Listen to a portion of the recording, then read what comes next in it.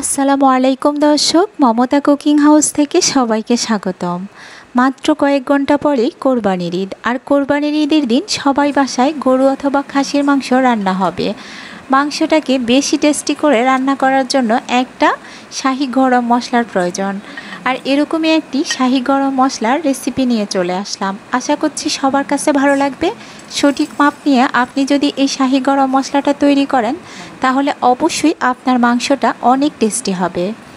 আমি প্রথমে নিয়ে নিলাম 3টা জয়ত্রী, তারপর নিয়ে নিলাম 1.5 টেবিল চামচ ধনিয়া, 4টা লাল মরিচ, 1 টেবিল চামচ নিয়ে নিলাম গোলমরিচ, কালো গোলমরিচ, 1.5 টেবিল চামচ জিরা, শাহি জিরা নিয়ে নিলাম 1 টেবিল চামচ, তারপর নিয়ে নিলাম দারচিনি 3 টুকরো দারচিনি, তারপর নিয়ে নিলাম লবঙ্গ 1 টেবিল চামচ, তারপর নিয়ে নিলাম এলাচ 1 টেবিল চামচ, নিয়ে নিলাম 2টা স্টার মশলা, তারপর 2টা জয়ফল, 3টা বড় এলাচ,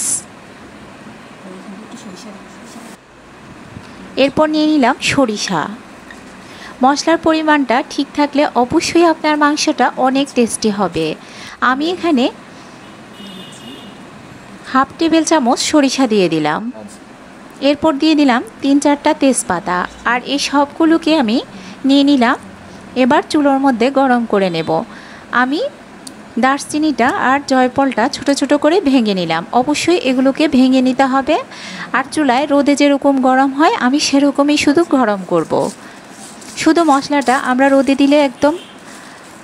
দিলে যেরকম গরম হবে মশলাটা ওরকমই গরম করে নেব।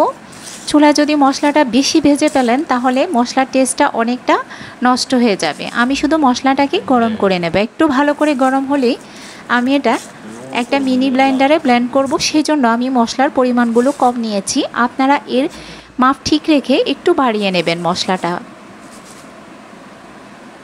দেখুন আমি মশলাটাকে গরম করে নিলাম। এবার একটা ব্লেন্ডারে করে এটাকে আমি গুঁড়ো করে নেব। আমার গ্রাইন্ডারটা অনেক ছোট, সেজন্য আমি অল্প মশলা নিলাম পরিমাণে।